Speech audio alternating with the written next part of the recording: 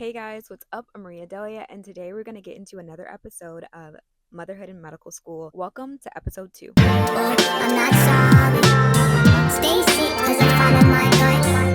They say I was pushing my luck. Nah, I'ma push me a all black truck. In today's episode, I'm going to walk you guys through a normal day in the life of a mother in medical school. And no, this won't be the aesthetic version, the version that I post on TikTok or Instagram or even snippets here and there on YouTube. This will be the real. I wanted to give you guys this video just to help showcase what it really means to be a mom in medical school for those who are currently on this journey with me and our mothers as well. So let's go through it. Let's talk about the rhythm. Because, yes, there is a rhythm to this. The day stretches and shifts depending on what's needed from your little one, depending on what's needed from the year that you're in as a medical student. As you know, you'll have didactics and you'll have rotations and clerkships and all of the things, and all of those things require a different type of student for that year, but they also require a different type of mothering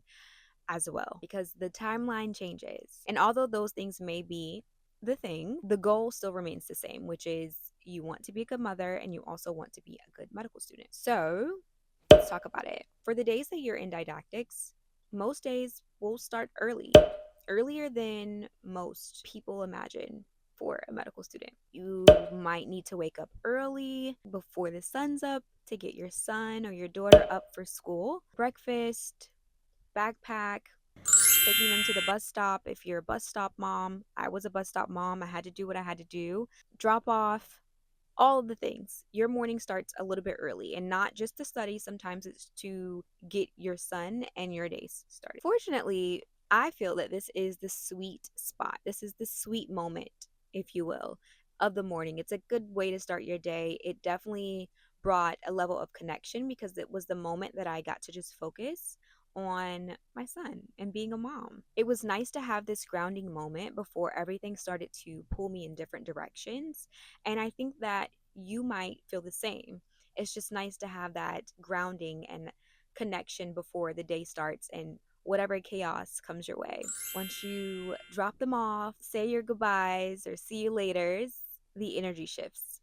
Your second shift begins, and mom mode is no longer a thing. And that second shift is med student mode. On the drive to campus, your gears shift mentally, of course. You start to think, what do I need to review? What topic am I hitting today? What's my priority? What's my top 3? But it's a dance that you eventually get used to.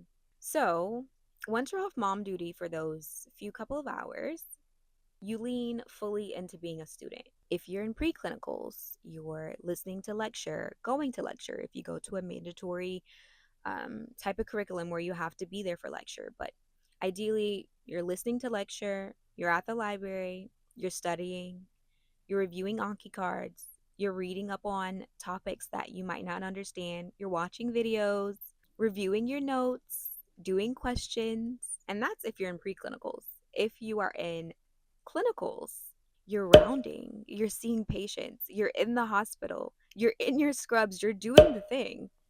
You're presenting to your attendings, you're presenting to your residents, you're writing notes, you're trying to absorb everything you possibly can in those 8-hour, 10-hour shifts that you have to do for your rotations or your clerkships. You're just trying to take it all in while the day moves faster than you expect.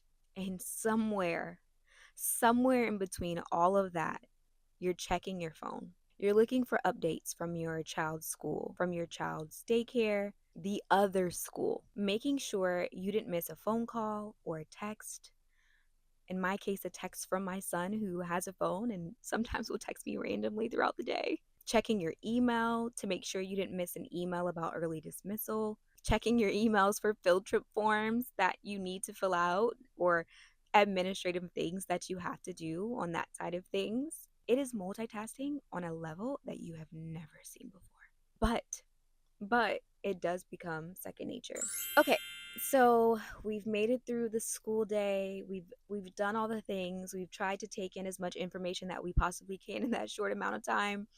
And we go right back into mom mode. We pick up our kiddo from the bus stop, whatever it is, whatever your pickup routine is.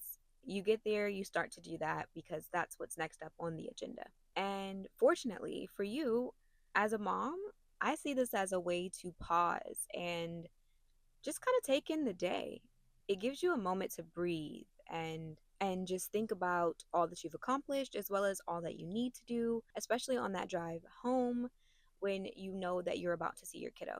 When you see your kiddo, whether that be on the pickup line or they have a key on their own because they're old enough now to at least get into the home themselves. And when you see your child, the shift in thinking definitely occurs. You're no longer thinking clinically, you're thinking, how was your day? What happened at recess? Did you do your homework? Do you need any help with anything?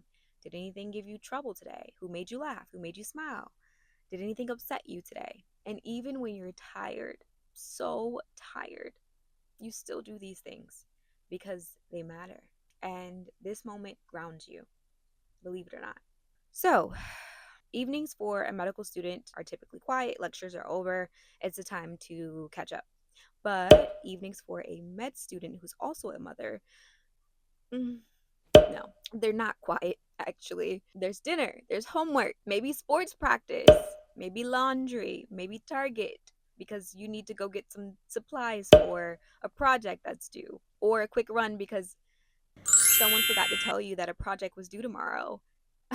It's definitely not the routine where you study 6 hours uninterrupted. It's the kind of evening routine where you fit in studying where it works, like while dinner is in the oven or while you're showering. Yes, I've listened to lectures in the shower while they're watching a TV show and after bedtime when they're asleep. It's fragmented, but it counts.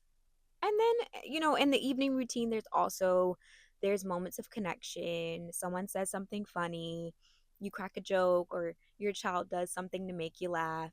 Those things also help make your evenings not suck so much because you still have a lot to do. You still have a lot to study. You still have a lot to get through. The material isn't stopping just because you're a mother. The volume of it is going to remain the same whether you're a mother or you're not. So those moments of connection are greatly appreciated because they remind you that you're human and they remind you honestly why you're doing this. So, finally, the kiddo is asleep. What happens next? Well, unfortunately for you, you're not going to bed. Your third shift begins. This is when you do your Anki, you review your notes, your PowerPoint slides, you listen to a lecture, you make flashcards, you make notes, you watch some videos to understand concepts that you hadn't understood before. Look at your schedule for tomorrow, look at your schedule for the week, prepare for what's to come tomorrow, pull out what you're going to wear, clean your space, organize for the next morning. It's quiet, it's focused, and sometimes it can be lonely, but it's also powerful because this is your crunch time and this is where you build your future. So that's the rhythm. Not glamorous, but very purposeful, not perfect. Being a med school mom means that your day has many, many layers. It has many transitions and many mindset shifts throughout the day. Your roles will shift constantly and instantly for the next 4 years. And somehow you're going to make it work. If this is your life right now or the life that you know you'll have someday, just know that there's no right way to do it. There's only the rhythm that works for you and your family and your child. That's all for now. See you guys in the next one. Peace.